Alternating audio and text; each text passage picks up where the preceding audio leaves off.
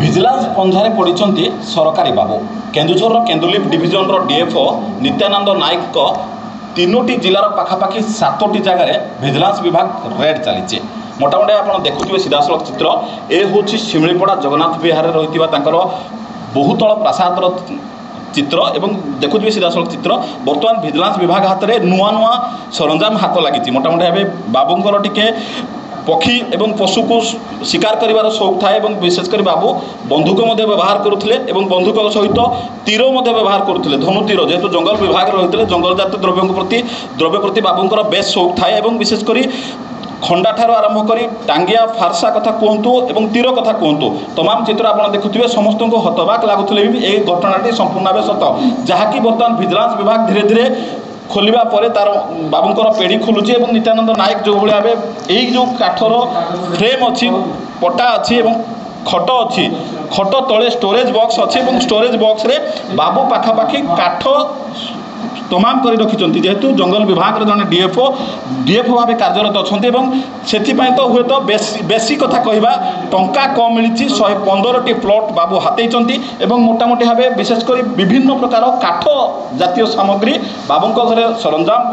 ରହିଛି ଏବଂ ବିଶେଷ କରି ପାଖାପାଖି ପ୍ରତି ଷ୍ଟାଚୁ ଠାରୁ ଆରମ୍ଭ କରି ଏବଂ ସୌକିନ ଜିନିଷ କଥା କୁହନ୍ତୁ, ଡନଲପ୍ ବେଡ୍ କଥା କୁହନ୍ତୁ ଏବଂ ପ୍ରତ୍ୟେକ କ୍ଷେତ୍ରରେ ବାବୁ ବେଶୀ ଶାଗୁଆନ ପ୍ରତି ବେଶ ପସନ୍ଦ କରନ୍ତି ଏବଂ ମୋଟାମୋଟି ଭାବେ ଯେଉଁ ରହିଛି ଅନୁଗୁଳର ଯେଉଁ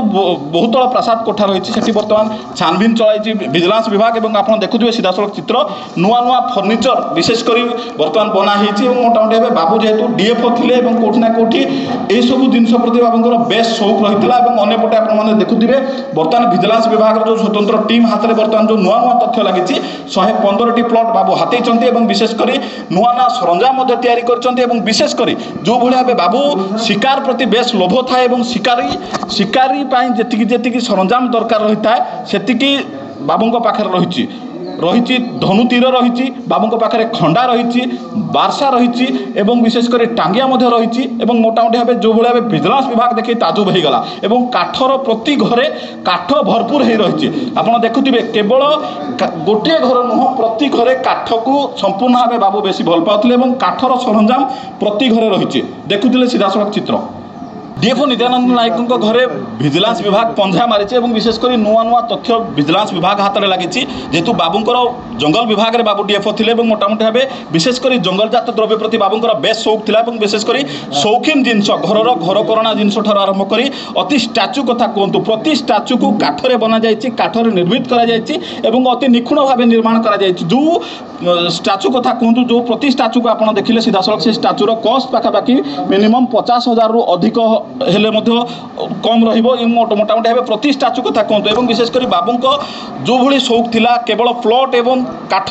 ଛାଡ଼ିଦେଲେ ଟଙ୍କା କମ୍ ମିଳିଛି, କିନ୍ତୁ ଭିଜିଲାନ୍ସ ବିଭାଗ ବର୍ତ୍ତମାନ ପ୍ରତି ପ୍ଲଟ୍କୁ ଛାନଭିନ୍ କରି ତଦନ୍ତ କରୁଛି ଏବଂ ବିଶେଷ କରି 115ଟି ପ୍ଲଟ୍ ବାବୁ ହାତେଇଛନ୍ତି ଏବଂ ଛେଣ୍ଡିପଦା ଅଞ୍ଚଳ କଥା କୁହନ୍ତୁ, ଯେହେତୁ ଛେଣ୍ଡିପଦା ଅଞ୍ଚଳ ଗୋଟେ ଖଣି ବହୁଳ ଅଞ୍ଚଳ, ସେଠି ପାଖାପାଖି ଏବଂ ଅନୁଗୁଳ ଜିଲ୍ଲାରେ ସମୁଦାୟ ପାଖାପାଖି 115ଟି ପ୍ଲଟ୍ ବାବୁଙ୍କର ଆତ୍ମୀୟ ସ୍ୱଜନ ନିଜ ପରିବାର ନାଁରେ କରିଛନ୍ତି ଏବଂ ବାବୁ 2ଟି କାର୍ କିଣିଛନ୍ତି ଏବଂ 2ଟି ବାଇକ୍ ମଧ୍ୟ କିଣିଛନ୍ତି। ମୋଟାମୋଟି ଭାବେ ଯେଉଁଭଳି ଭାବେ ଭିଜିଲାନ୍ସ ବିଭାଗ ବର୍ତ୍ତମାନ ବାବୁଙ୍କର ପ୍ରତିଟି ତଥ୍ୟ ଦେଖି ତାଜୁବ ହୋଇଯାଇଛି ଏବଂ ବିଶେଷ କରି ବାବୁଙ୍କର ଯେଉଁ ସରଞ୍ଜାମ କଥା କହୁଥିଲେ ଆପଣ ଜାଣୁଥିଲେ ଏବଂ ଭିଜିଲାନ୍ସ ବିଭାଗ ବର୍ତ୍ତମାନ 7ଟି ଜାଗାରେ ବର୍ତ୍ତମାନ ଏକକାଳୀନ ଚଢ଼ାଉ ଚଳାଇଛି ଏବଂ ଭିଜିଲାନ୍ସ ବିଭାଗ ହାତରେ ନୂଆ ନୂଆ ତଥ୍ୟ ମଧ୍ୟ ସାମ୍ନାକୁ ଆସିଛି। ଯଦି ଆପଣ ଦେଖୁଥିବେ ଛରା କଥା କୁହନ୍ତୁ, ବନ୍ଧୁକ କଥା କୁହନ୍ତୁ, ଆପଣଙ୍କର ଦେଖୁଥିବେ ଧନୁ ତୀର କଥା କୁହନ୍ତୁ, ବାବୁ ଶିକାରୀ ପ୍ରେମୀ ଏବଂ ଶିକାର ମଧ୍ୟ କରନ୍ତି, କେଉଁଠି ନା କେଉଁଠି ବେଆଇନ ଭାବେ ମଧ୍ୟ ଶିକାର କରୁଥିବା ଯାହା ନଜର ସାମ୍ନାକୁ ଆସିଛି। ଯେଉଁଭଳି ଭାବେ ବାବୁଙ୍କ ଘରୁ ବରାମଦ ହୋଇଛି, ଭିଜିଲାନ୍ସ ବିଭାଗ ହାତକୁ ଲାଗିଛି ଏବଂ ଧନୁ ତୀର କଥା କୁହନ୍ତୁ ଏବଂ ବନ୍ଧୁକ କଥା କୁହନ୍ତୁ, ବର୍ତ୍ତମାନ ଭିଜିଲାନ୍ସ ବିଭାଗ ତାକୁ ବରାମଦ କରିଛି ଏବଂ ସମ୍ପୂର୍ଣ୍ଣ ଭାବେ ବର୍ତ୍ତମାନ ଯଦି ବାବୁଙ୍କର କଷ୍ଟକୁ ଆକମୁଲେସନ୍ କରାଯାଏ ଏବଂ କଷ୍ଟକୁ ସଠିକ୍ ଭାବେ ଅନୁପାଳନ କରାଯାଏ ତ ବାବୁଙ୍କର ସମ୍ପତ୍ତି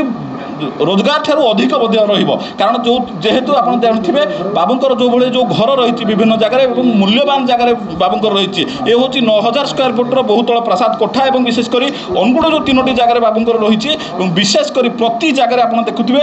ଛୋଟ ଠାରୁ ଆରମ୍ଭ କରି ପ୍ରତି କ୍ଷେତ୍ରରେ ବାବୁଙ୍କର କାଠ ପ୍ରତି ବେଶ ପ୍ରେମ ରହିଥିଲା ଏବଂ ହୁଏତ ଏ କାଠଗୁଡ଼ିକ ବାବୁ ନିଜେ କିଣିଥିଲେ ନା ବେଆଇନ ଭାବେ ଠୁଳ କରି ଏଠିକି ସରଞ୍ଜାମ ତିଆରି କରିଥିଲେ। ଯେହେତୁ ବାବୁ ଜଣେ ଡିଏଫ୍ଓ ଥିଲେ, 1992 ମସିହାରୁ ରେଞ୍ଜର ଭାବେ କାର୍ଯ୍ୟ କରୁଥିଲେ ଏବଂ ଡିଏଫ୍ଓ पर्यंत जो भाया आय बहिर्भूत संपत्ति रही सबुति खोलताड़ बर्तमान विजिलेंस विभाग करुचे विजिलेंस विभाग गोटी गोटी कर तथ्य को साउंटुचे मोटामोटी भाव विजिलेंस विभाग हाथ में बहुत गुड़ाए तथ्य लगी जो प्रति कथा आप देखुए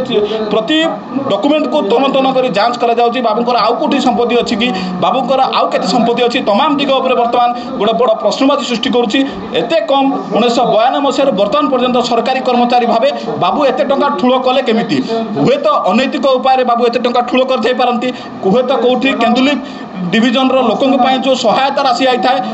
राशि प्रदान कर सरकार तरफ ताकू बाबू हड़प कर पारती ए चंचकता कर बाबू एते प्लट हाथी ए चंचकता कर बाबू एते काठर